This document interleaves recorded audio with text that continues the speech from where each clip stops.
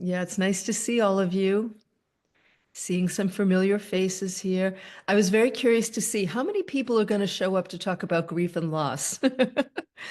Either a whole lot of people or a whole not a lot of people.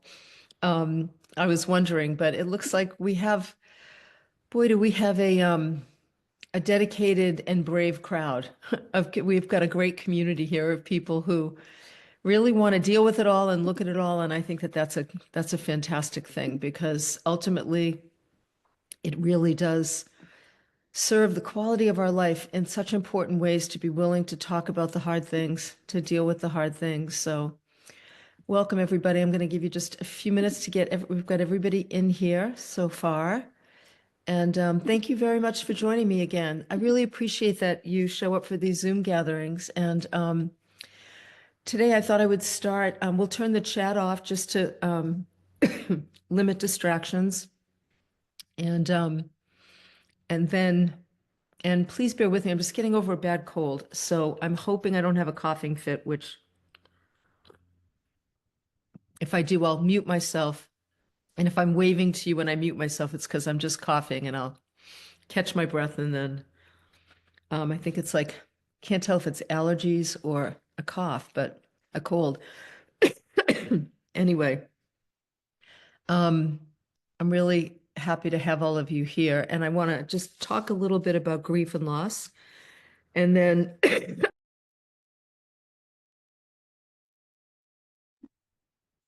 going to catch my breath.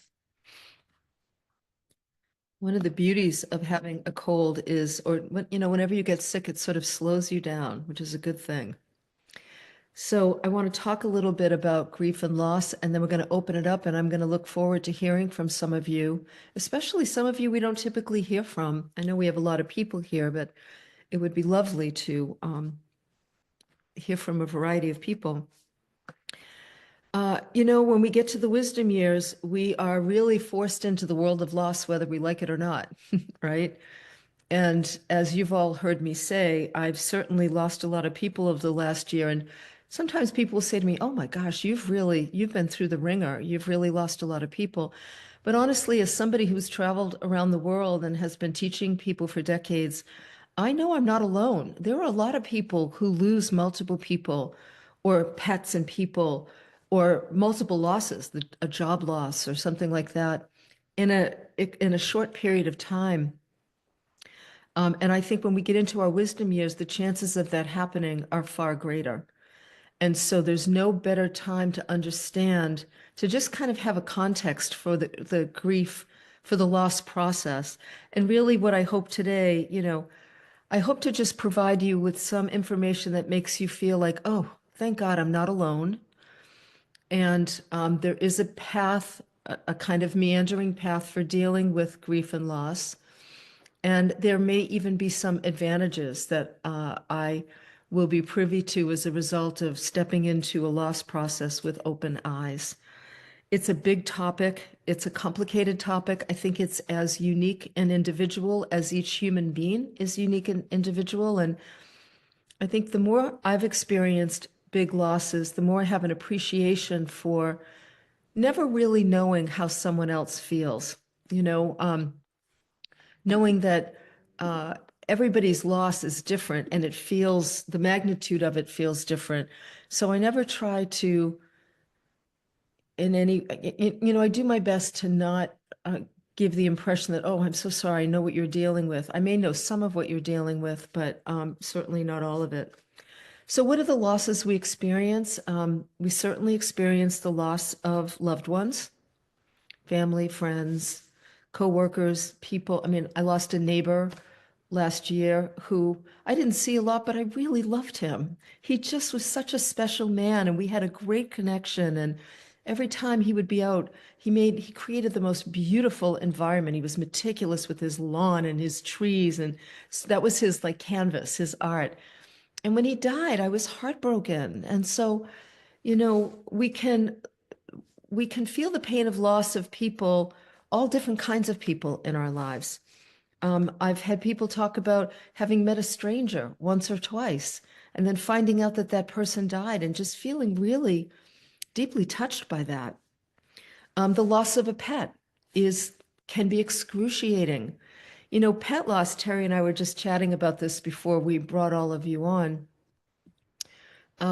Pet loss is so interesting to me because animals, when we have strong connections with animals, they are so woven into the fabric of our daily life.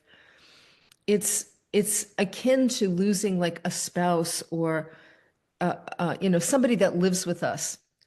It's akin in that they are woven into the fabric of everything we do during the day. And also, pets love us unconditionally, right? I mean, they don't, you never hear a pet go, wait a second, I don't like that you just said that. Or, why haven't you fed me yet? Like, there's no arguing with pets.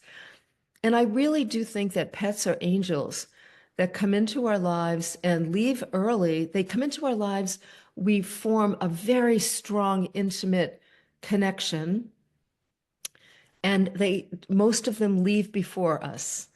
And so my experience with pet loss, especially with my first adult cat, Poupon, was I learned a lot about handling heartbreak and trusting myself to actually live through the loss of something I didn't think I could live through. And that's because my relationship with this animal was a kind of soul connection related to healing that I needed to do around not having had children, which I didn't even know I needed to do it until I got this cat. And so I think the reason that pet loss was so intense was because of what it represented to me in my life. And it's what inspired me to do the How to Survive the Loss of a Pet audio program, because I heard from so many people who, and I still do, people who are devastated by the loss of animals. So that's another loss. Loss of identity. We've talked a little bit about this as we've explored the wisdom years. Loss of identity, your former career, being a parent, losing that identity, being a caregiver.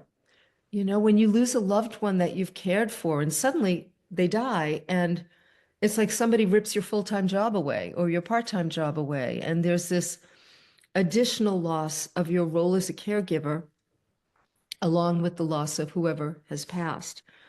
Um, it could be, I remember one friend of mine talked about feeling the loss of herself as an athlete when she was younger because she was so physically active and strong and, you know, loved athletics. And suddenly she couldn't do that anymore. And that was an identity or a way of being that she no longer had access to in the same way.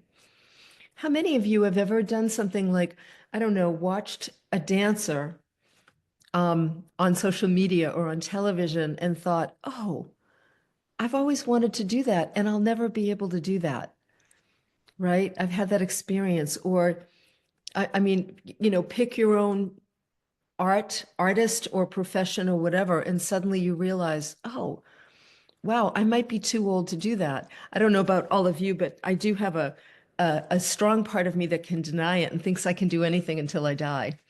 But the truth is, we can't do everything until we die. I probably wouldn't go out and run a marathon right now. I don't have the lower back for that, or the stamina for something like that. But there are other things I can do. So the loss of identity, the loss of energy or body function. Joseph Campbell said, our bodies are like our vehicles, and over time the muffler falls off, or the fender gets bent, or we need to change the oil, but eventually the engine runs down and the car stops running. But the process to getting to the day when the car stops running challenges us to face the reality that there are certain things that physically maybe we can't do because we haven't maintained our body in such a way that we're able to do it, or we're just older and, joints wear out, and bones, for some of us can be an issue. And so we lose we all lose bodily functions as we age. My husband would hate to hear me say that because he is, somebody who works out committedly every day. And at the age of 66, he probably has the body of a 35-year-old. Jack LaLanne was his idol growing up. If some of you may remember Jack LaLanne, who lived, yeah, to his 90s. I see you many shaking your heads. And he was inspired by him. And so he continues to just really take care of his body. And he's got muscle mass that most people don't have in their 20s and 30s. So there's ways to do it, but we also have to face the reality that certain things, we lose certain capabilities physically. The loss of a dream. Maybe you had a dream to have children and you didn't, or to travel somewhere and for some reason now you can't travel, or the dream of a certain type of career, the loss of goals, I mean, I think even people who have achieved what they wanted to achieve in their career, if you look at whatever the next step of that career might have been, that might hold a clue as to the dream that you may be experiencing a loss around. Um, and also, I think a big loss that doesn't get talked about enough is the loss of how life used to be and the adjustments we have to make. Now, if we look at technology alone, I mean, at my age, I know some of you can identify. I started out with 8-track tapes. Then we went to cassettes, remember? Then we went to floppy disks. And then we went to CDs and DVDs and then just digital. Like suddenly, if you've got CDs and DVDs, who cares, right? You have to go lug out a machine and connect it if you can. And, we went from, big data technology, data storage to like, it's shocking to me what you can fit on a little thumb drive that big. So while there are advantages to technological advancements, what happens is as technology increases, our inner operating system is constantly being challenged to grow and evolve. And that leaves behind a wistfulness or a longing for how things used to be and how life was just easier. And I also think about COVID and how COVID really plunged us into a sense of loss around community, connection. Many of us quickly adapted to things like Zoom, and all of a sudden, I think about therapists I know who no longer see anybody in person. They only see patients and clients through Zoom, which, listen, I'm grateful for the technology and I've used it myself and it really works, but nothing's the same as body to body experience in the same room. I'm sorry, I'll probably hold that perspective till the day I die. I'm open to change, but I don't think so. And I don't think an AI bot's going to replace, friends of mine.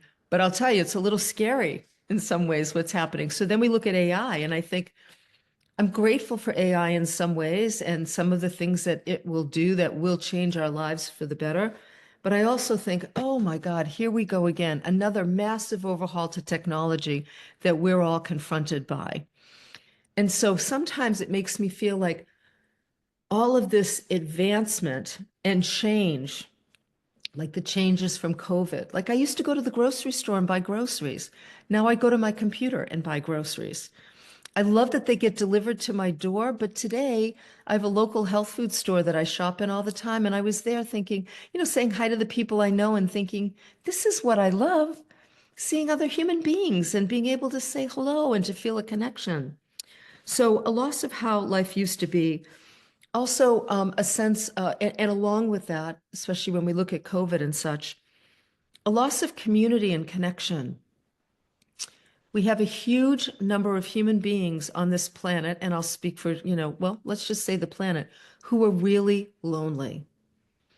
I know that, I know from my interest in data and computer technology over the years and statistics, and having worked with college students on statistics related to my community and what I wouldn't offer in the past, I know just from the emails that I get from people that statistically a very high percentage of people are living in a state of loneliness every day. And again, technology is great for connecting us, but it's not the same as being in the same room with people. So we have that loss as well. And then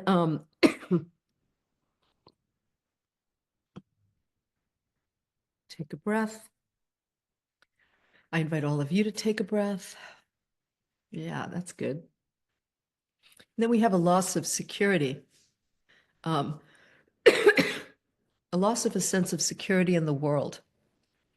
As significant systems are being dismantled and some crumbling, we live in a chronic state of uncertainty and insecurity, whether we're aware of it or not. So there's a lot to be said about the loss that we experience.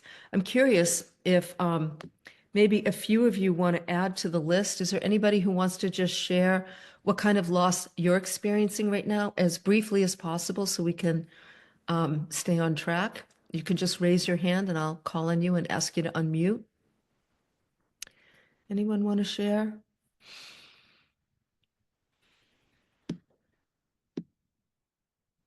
Yeah, Anne. Hi, Anne. I see you.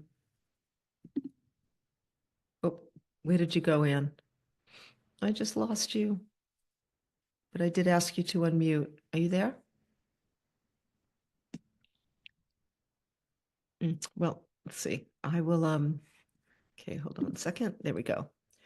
Um, I don't know your name. It says office. So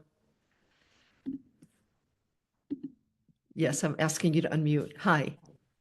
There you Hi, go. it's Diana. Sorry, I'm new to using Zoom. That's okay. Hi. Um, so I So, have two losses. yep, Forgive me because I'll probably start to cry when I talk about them. that's My mother, your 2 mother. weeks ago, Oh, I'm so um, sorry. and a sister with dementia in a nursing home. Yeah, So the losses are deep. yeah, yeah. I'm so sorry. I'm so sorry. Thank you.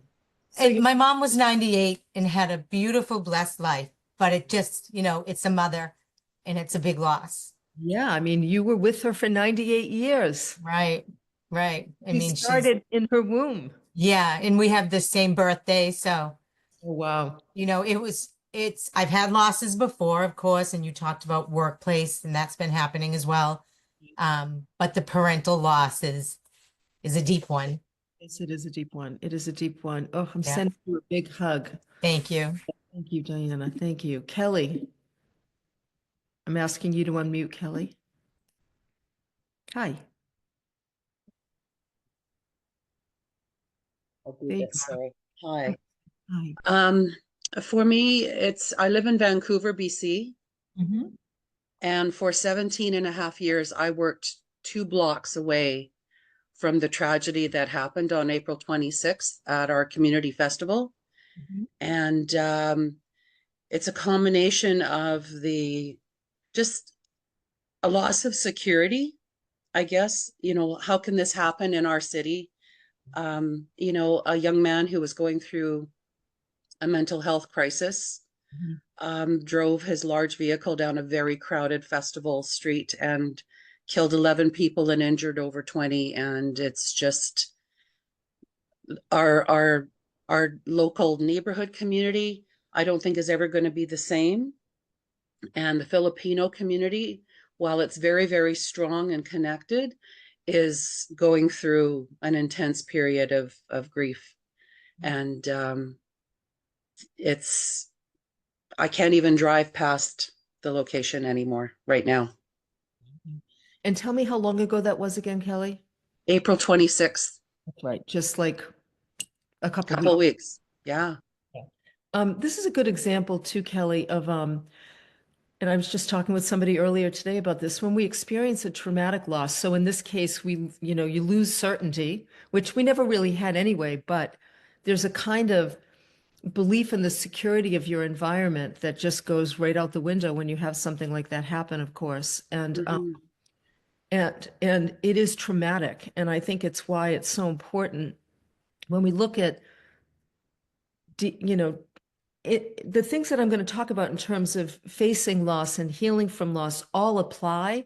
And I also think doing some kind of trauma work, tapping, EMDR, like some kind of work, especially when you're that close, is an important piece of healing from the loss process. And I invite you to just kind of hang on to that little suggestion, because I think it would be very helpful. And it's so fresh and raw that it makes complete sense that, you know, how do you wrap your mind around that? It's very difficult to do that. Yeah. Yeah, thank you. And I'm so sorry. Thank you. Yeah, I'm very. Ann Crawford, you were the one that had your hand, and I'm going to ask you to unmute, Ann. Hi. Okay. Hey, hi. Hey, this is an interesting example, and it goes to what you told all of us a long time ago about not speaking up. You lose the war within yourself. I can't remember your exact words, but it was many years ago. I was contemplating about getting a divorce, and I was driving along, and I realized I lost who I was. I was mourning the death of Anne because I'm a very vibrant, social, happy person, and I wasn't that anymore. So that was a big eye opener for me. And I said, snap to it, Anne. Get Yes. busy, because I'm a coach too. So that was my first experience of almost mourning myself. And it was really surprising. And the second, I just came back from my brother-in-law's memorial service from California, and I realized we can miss the person, but I think what we miss the most is the feeling they gave to us. I miss his happiness and things like that. I think just even when we lose somebody, it's not just the loss of the physical presence of that person, but there are so many dimensions to the relationship.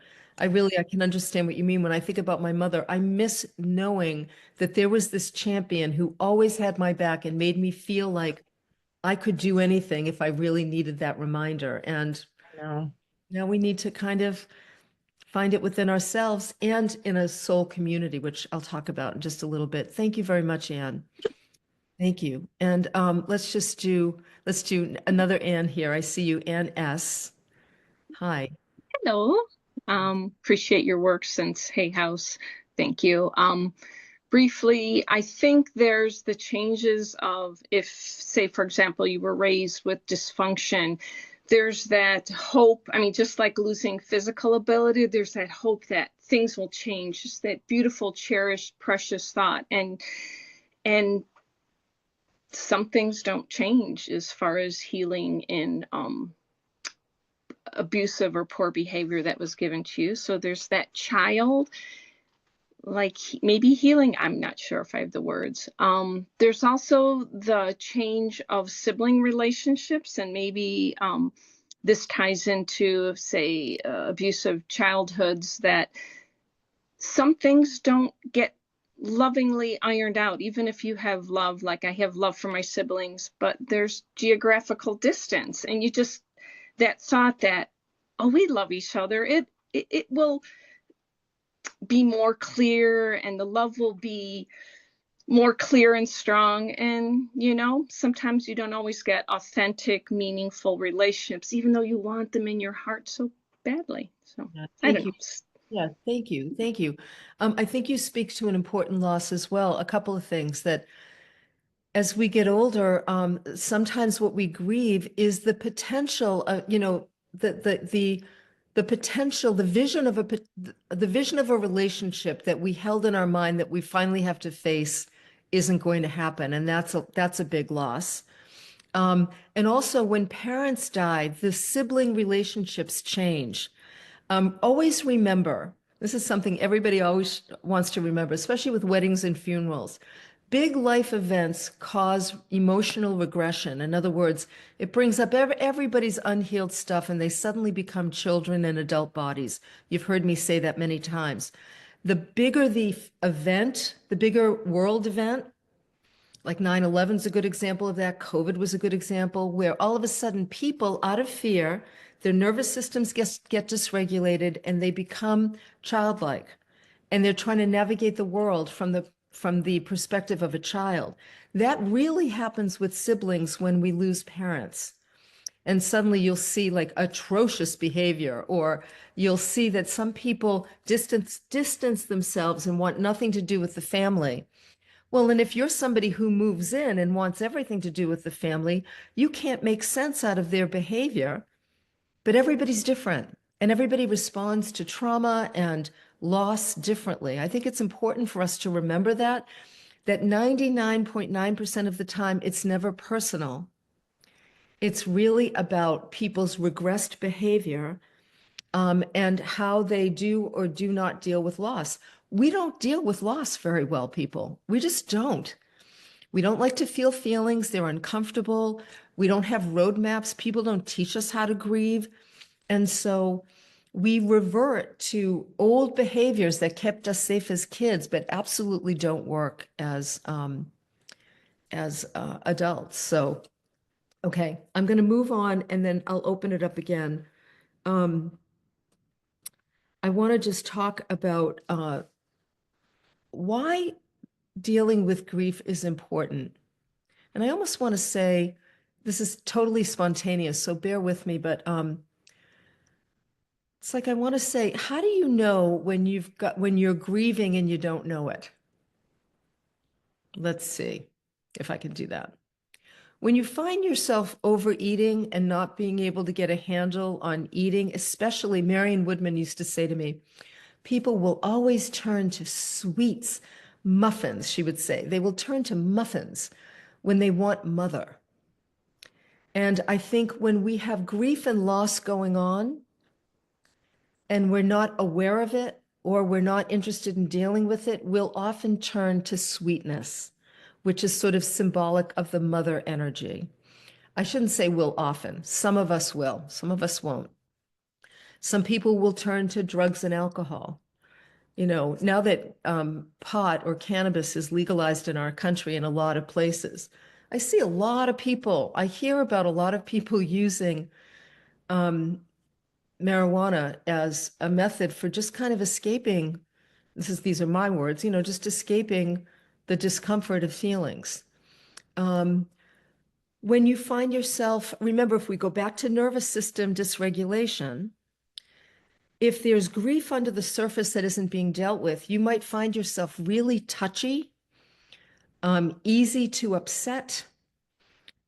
It could be that you get angry really quickly or you get triggered quickly and you feel your adrenal system kick in a lot during the day in simple little ways. You know, you're yelling at the slow driver in front of you or the person who's crossing the street and they're not running to get across, they're walking leisurely across or what appears to be leisurely to you. And you're thinking, come on, you can see I'm waiting, move. More alcohol consumption. I think I said that. Spontaneous tears, like you're in the grocery store and all of a sudden you see a can of peas and you start crying. And you're like, what the hell is it with this can of peas? You can't really make the connection, but you just find yourself all of a sudden being moved to tears.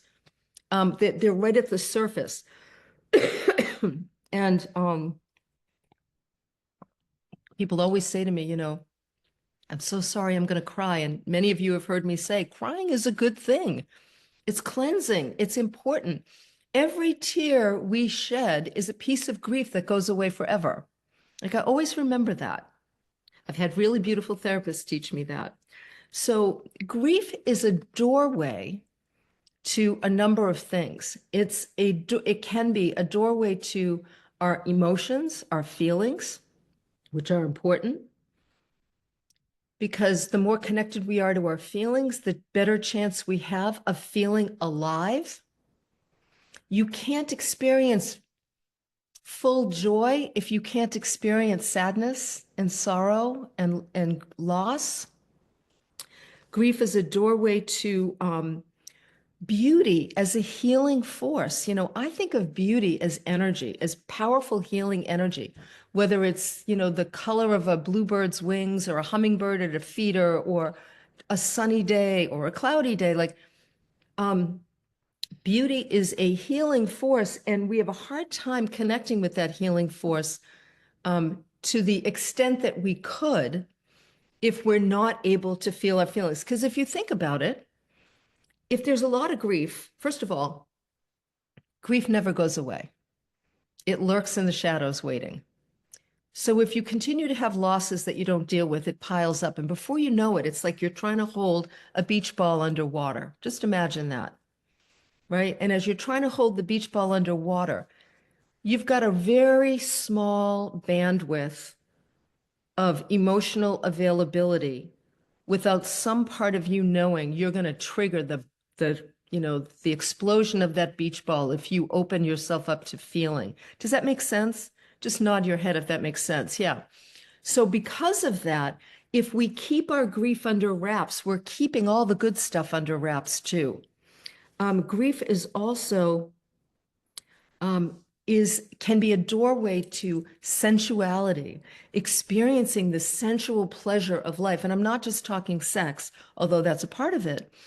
I'm talking about just, I walk out my front door and I smell spring from the flowering bushes around, and I just stop and think, oh my God, like I'm awake and aware to my senses, the warmth of my bed when I wake up in the morning. Like the more awake and aware we are to our feelings, which means risking the feeling of grief and sadness, the more we're awake to sensuality, to intimacy. There is nothing that connects people more quickly and deeply than sharing losses. Because on some level, some deep level, we all know what it's like to lose something that we care deeply for. And when we witness somebody else who's going through that, it naturally triggers the mirror neurons in our brain and also our just innate empathy, and joy and pleasure. We can't experience the fullness of joy and pleasure without experiencing grief as well. Grief opens our heart, is really what it does. It opens the feeling center of the body. We have a thinking center, a feeling center, and a gut instinct center, so the lower belly. We need all three centers operating in order to be effective in life, to fully experience life. And grief is the big key that unlocks the feeling center. That's really important. Grief pulls us into present moment time. If you think about when you've lost somebody important to you and you just get the news, nothing else matters. Boom, you're right there in that moment. Many people will say to me, I remember the day my dad died. Well, yeah, of course you do, because you were actually there, right? You were present in that moment. And when we're that present, we remember all the details. And I know when I lost my cat Poupon and when I lost my father, I felt like there was this strange sense of deep sorrow and amazing presence that felt rich and beautiful somehow. I don't even know how to put that into words, but I suspect some of you know what I'm talking about. Like there is a blessing at the way in which grief pulls us into present moment time, into the present moment time. It also realigns our priorities, right? When you lose someone you love, a job you love, a physical capability, whatever it might be, suddenly there's a whole bunch of things in your life that just don't matter as much. And I always say that when people are experiencing loss, especially in the first few weeks, pay attention to what really matters and what doesn't, because it realigns our priorities. And grief gives us access to deeper parts of ourself, which is ultimately what I'm talking about here. So,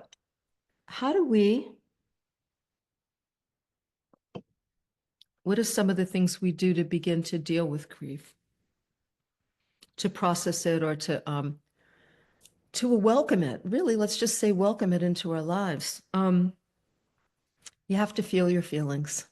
I'm sorry. You can't think your way out of grief. And if you're naturally a thinker, you will try to do that first and foremost, and you'll give it a really good shot. And sometimes my husband, Michael, who is a thinker, will say to me, I need to think about how I feel. And I totally get that. Like he really, yeah, there's nothing wrong with that. He needs to think about how he feels as a part of getting to the feeling place. There's nothing wrong with that, but just notice that that's going on. I invite you to notice. Again, we've got a thinking center, a feeling center, and a gut instinct center. We want to allow ourselves to feel our feelings. That means frustration, anger, perplexity, if that's even a word. It should be if it isn't.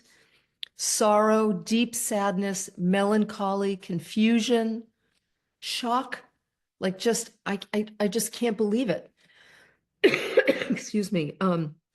kind of incredulousness, like all of what it might be. Confusion, like what just happened? Like, I can't believe this is happening to me, or especially when there's a surprise death, a shocking death. Allowing ourselves to feel all of our feelings. So feeling the feelings are important. What does that mean? It means you need time and space to do so. The inner young parts of you that have been affected by whatever loss you're experiencing need to know that it's safe. They need to trust that you'll give them the time and space to be able to share what's going on, because all parts of us get triggered. It's not just, most of us go into a regress state, and like in the internal family systems work, we have a lot of young parts that often want our attention. So we need to be present. And I often say, make a date with grief. Give yourself some time where you will be alone by yourself, able to, you might go for a walk, you might sit with a journal, you might, stare out a window. I think staring out a window is a really good thing. Staring at trees is just a great way to become present, watching the swaying of the trees. Sometimes even doing things, I know I've done this in the past when I was younger, and I knew there was a lot of unfelt pain that I just didn't know how to access. And I would put on really sad movies that would get me going. It almost like primed the pump. I'll never forget. I don't remember when Bridges of Madison County came out many, many years ago. Yes, remember that, Angela? Yes, I see you. And for some reason, I can't even tell you. I think Meryl Streep was in it maybe, and Clint Eastwood. And I remember getting to the part, I don't want to spoil it, but getting to that one lost part. And it's like the floodgates opened and I couldn't stop crying. And afterwards, I felt this enormous sense of clarity and kind of freshness towards life, because I gave myself a chance to do some grieving. So we should make, if there's a favorite really sad movie that helps you grieve that comes to mind, Terry, let's go ahead and open the chat box, and you can put that in there and we'll compile a list of sad movies. Sometimes that's a way to do it.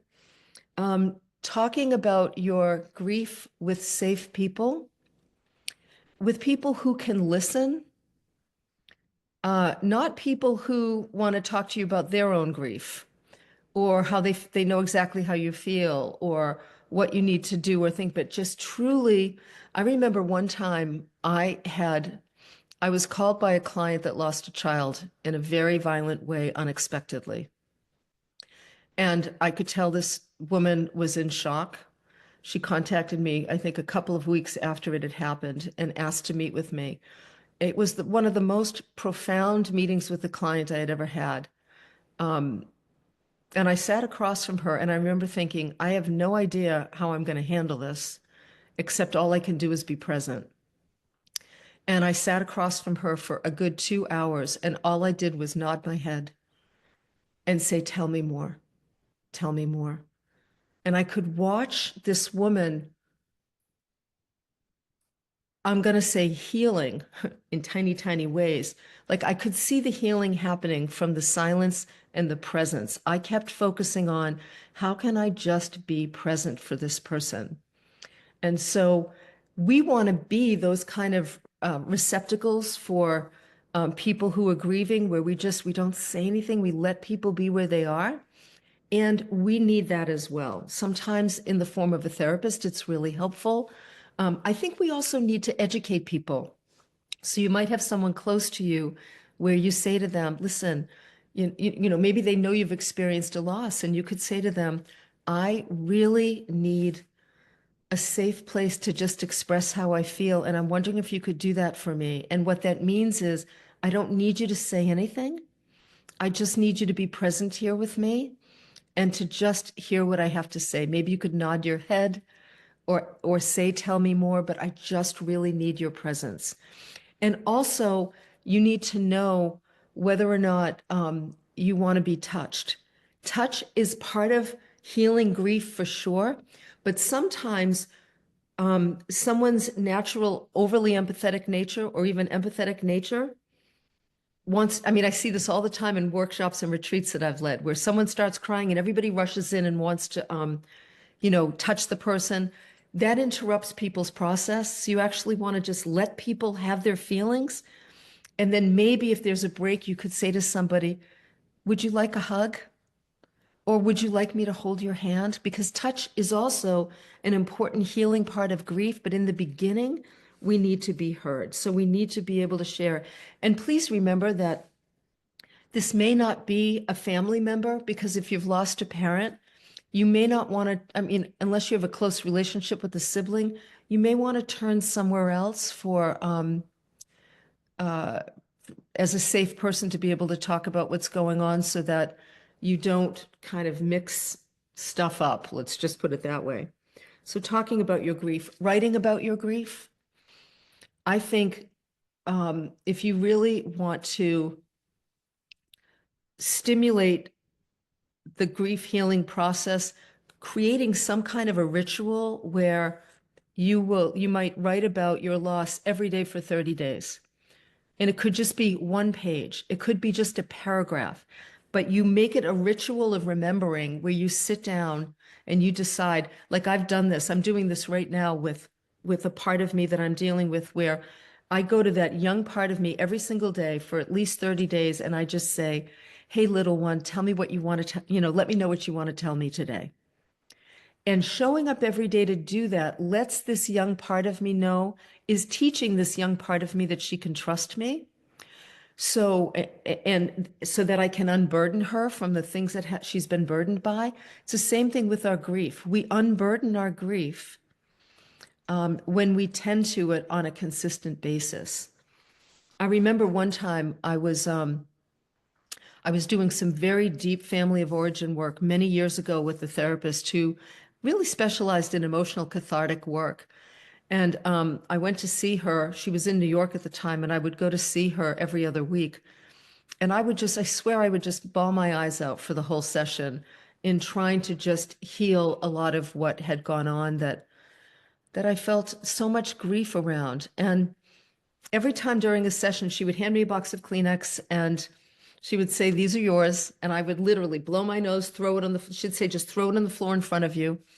And at the end of our session, excuse me, she would get up and leave, and she'd come back in and bring with her a small plastic bag.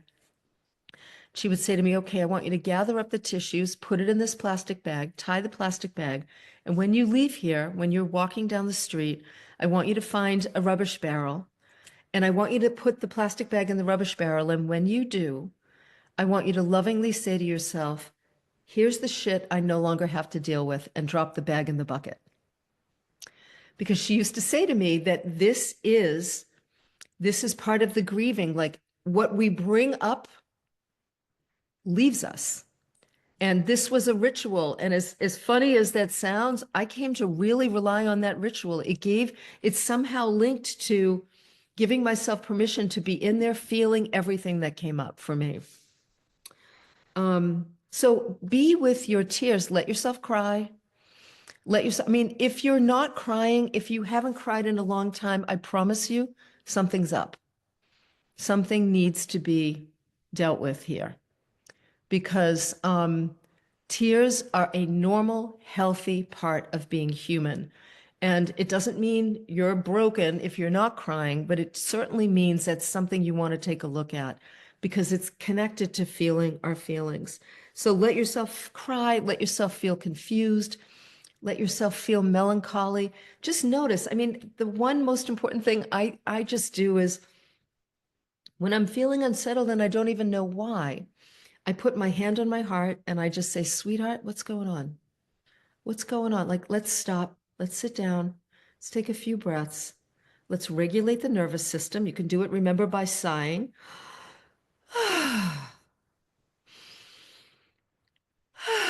Try it right now while you're watching. Just breathe in. And then do it again. And one more time. You want to sigh out loud, and just notice it just calms you down and engages the parasympathetic nervous system and just helps you to calm down. It's called being a loving mother to yourself. And if you didn't have a loving mother, you don't know how to do that. So we need to learn from one another because it's not an easy thing to do. It's like, sitting someone at a piano and asking them to play Beethoven when no one's even shown them how to play chopsticks. We have to learn how to be good mothers to ourselves. I think sharing your grief in a group setting is important. Support groups, grief support groups, hospice are always a great resource. Your doctor's office, medical centers, women's health centers, also really great resources for grief support groups. You might have to try a few out. If you go to one and it just feels like, people will say to me, I don't want to go to a grief support group because everybody there is crying. Okay, so maybe you go a couple times and you cry with them. Not so bad, right? Being in, being in the company of other people who are just dealing with their own pain can be healing, can be an important part of dealing with grief. And getting out into nature, connecting with a force greater than you.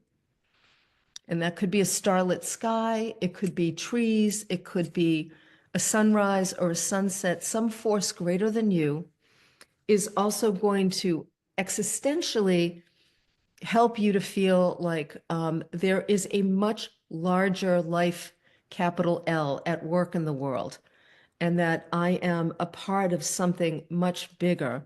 Michael and I went to see Brian Cox, Professor Brian Cox, the other night.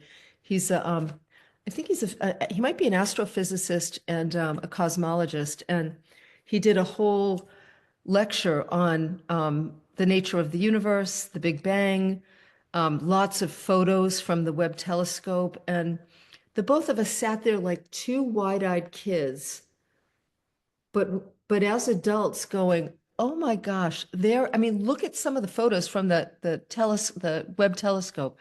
You can't help but look and think, there is so much more going on here than meets the eye. Also, you can do things like go on YouTube and watch videos or listen to videos about near-death experiences, about grief and loss. Francis Weller, Terry, if you could put in the chat box, Wild Edge of Sorrow, such a beautiful book. Also, Terry, if you could just put in the link for his interview with Anderson Cooper about loss. Yeah, you can put in the link for Brian Cox too. His work is worth looking at if you need some existential connection. So The Wild Edge of Sorrow, Francis Weller, his website is a great website with resources as well. And the video with Anderson Cooper's doing a beautiful series on grief and loss. I love how vulnerable he can be.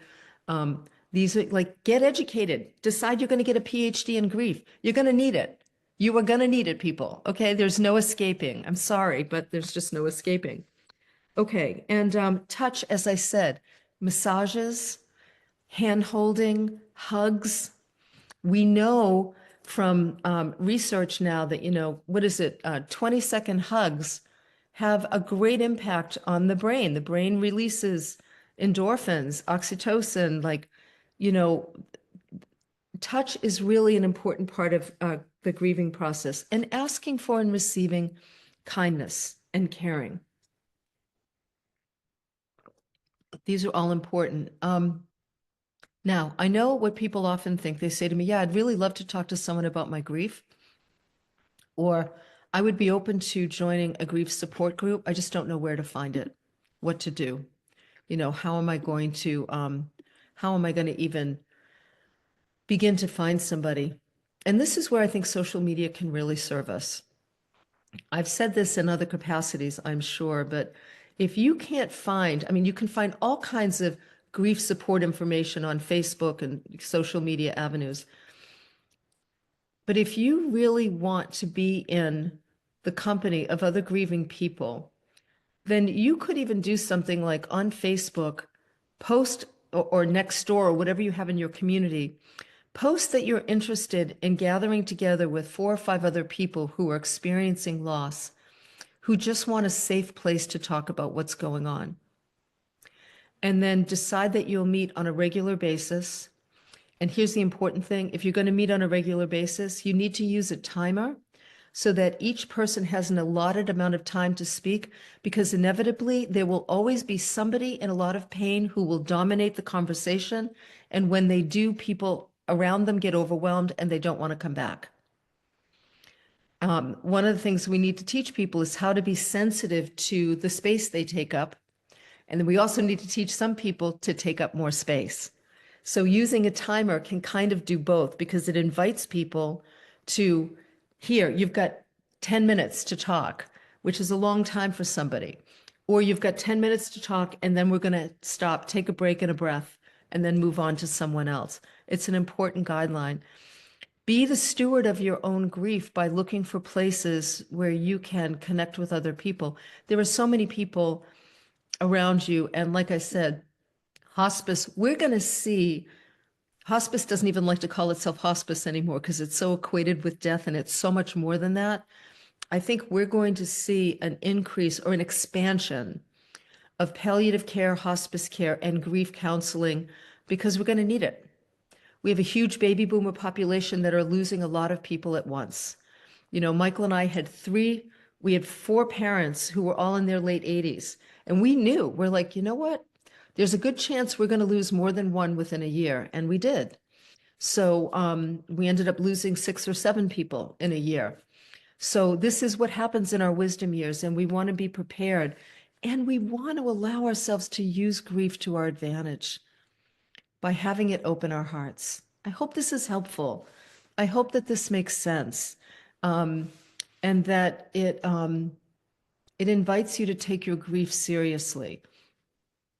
It's so aligned with the clutter we've been talking about, because when we start to go through stuff, most of our stuff is connected to loss in some capacity. The loss of who I used to be, the loss of my mother, the loss of my father or my brother or my sister, the loss of my job, the loss of my career as a teacher or a doctor, or the loss of my art, the loss of the dream I had of being like a famous art, like whatever it might be. Our stuff is so connected. And so they go hand in hand. And if we can't relinquish our things, the next place we want to look at is what have I not grieved yet? And you always have a piece of paper and a pen, and that's a beautiful place to start. What have I not grieved yet?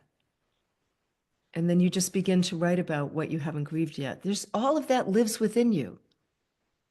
Okay, we have a little bit of time.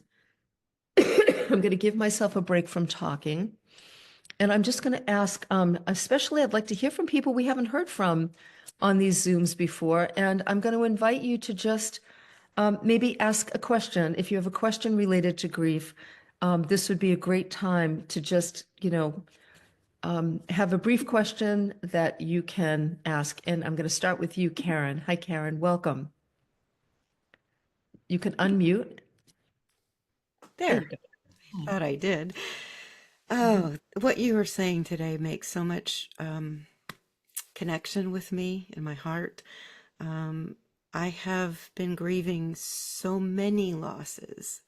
I'm pretty strong, and I've managed to, often through reading wonderful words from people like you and Louise Hay and so many others but I think for me, moving 400 miles, leaving my home that I loved of 32 years, retiring inadvertently because of COVID.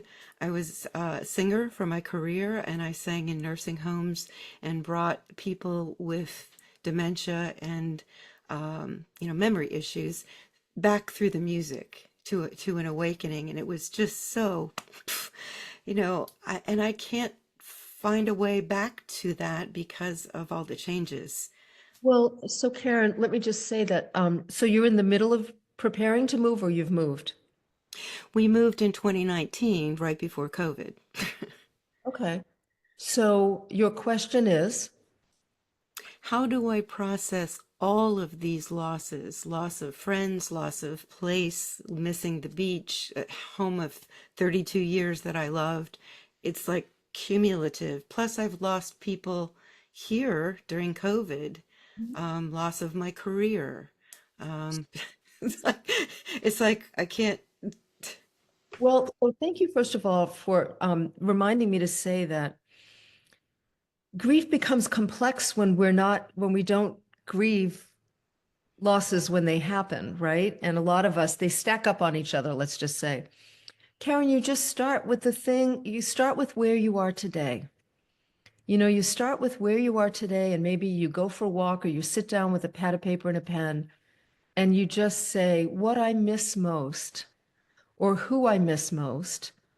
And you just start there and trust, when the soul and the young parts of us get the message that we're paying attention and that we actually want to hear what they have to say, they show up. And I have been journaling faithfully nearly every day, Right, and right. I just don't. I don't know. I haven't found the right, I guess, mix of tools to help with. There is no right mix of tools. Think of it as the first step is, how can I bring myself into present moment time? Like, where am I? You see, trying to find the right tools is engaging the head. I'm making this up, but I'm intuitively called to say to you that, you're thinking about grief. I want you to feel your grief. I don't care how you do it. I don't care how, do not plan on doing it quickly, people. Okay, let's just take that off the table. Grief is a way of life, Karen. It's learning to allow yourself to move in and out of a grief state. It will feel heavy, cumbersome, and maybe even annoying when we don't deal with it. And then when we don't deal with it, we want to get over it as quickly as possible. And I have done this myself in therapy. Like, okay, so what's the strategy here? That's not what we're talking about. We're talking about, hey, Karen, like, go like this. Put your hands right here on your shoulders. Like, just do that. Give yourself a hug for a minute.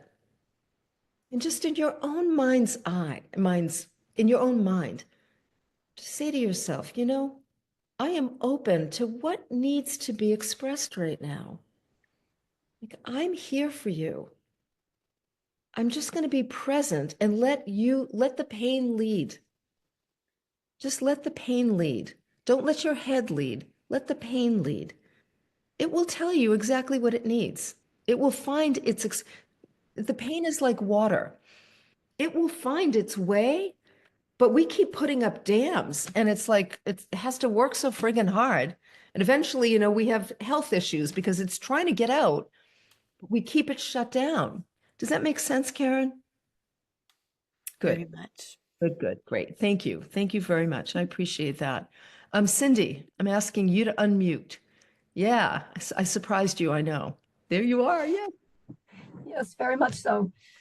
Well, thank you very much. And thank you for all of these Zooms. It's been tremendous to be a part of this. Very well.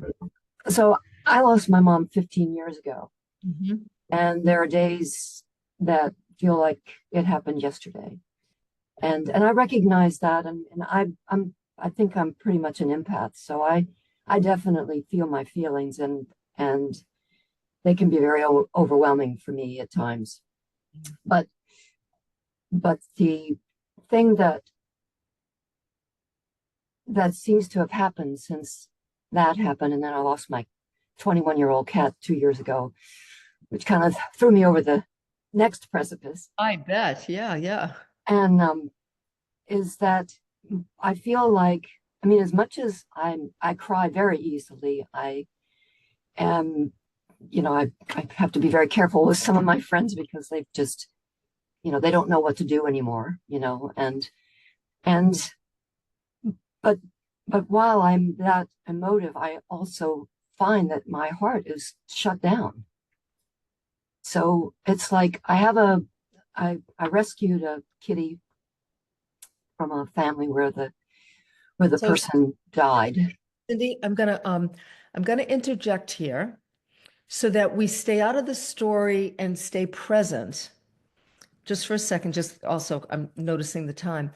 Tell me what your question is. What do you, Well, my question is how to open up my heart again, oh, because there's just all this protection, but I don't want to feel that intense pain of loss again.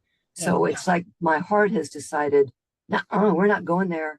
well, yeah, what I would say to you is, so there's a part of you, a protective part of you that wants to keep the lid on. And also, have you done any therapy? Uh, no. Okay. Well, I So, did after my mother died for yeah, 2 right. But I years. mean, recently. No. I would encourage you in particular, based on what you're saying, to look for a therapist who's trained in internal family systems work, because we have multiple parts, multiple kids in us. This is the short version. And sometimes we have one kid that just emotes all over the place, like just is like, can't stop, right? It's like just spills all the time. And sometimes we have parts that are like protecting us. And a good therapist is going to help help you be introduced to those parts of you that are operating and that are potentially kind of hijacking your present adult experience. And they can help you to do that, Cindy, in a very safe and gentle way so that you can work towards feeling regulated while you explore the remaining grief that needs to be felt. This is also why I really like Deb Dana's work about nervous system regulation. Because honestly, Cindy, what I hear you saying is, I'm afraid I'm going to get dysregulated and I won't know what to do with all of that. And that's a legitimate, like, I want to honor that part of you that's afraid. And so Deb Dana talks about, teaching her patients how to regulate their nervous systems before they look at the tough stuff. And so I would encourage you to Google or ChatGPT or whatever, internal family systems therapist and nervous system polyvagal theory. Mm, See if yes. there's somebody near you that you could work with. We can't do this work alone, people. I say this all the time. I'm like a broken record. We cannot do this work alone. We actually need to be shepherded by safe, wise people.